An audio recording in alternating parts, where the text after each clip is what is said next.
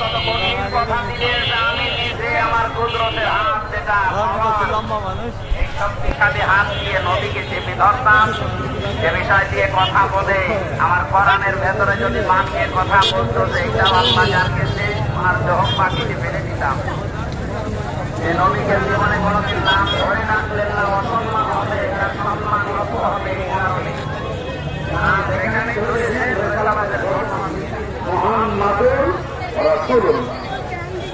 এইরকম পাওয়ারফুল সম্মানিত মানুষকে যদি বলে আপনার জহ্বা কেটে ফেলতাম, তাহলে যারা এখন দিন ও কওয়ালিয়া দিন বলে রহুল বুখারী চালিয়ে দিচ্ছে, এদের কি কেটে ফেলা দরকার বলেন?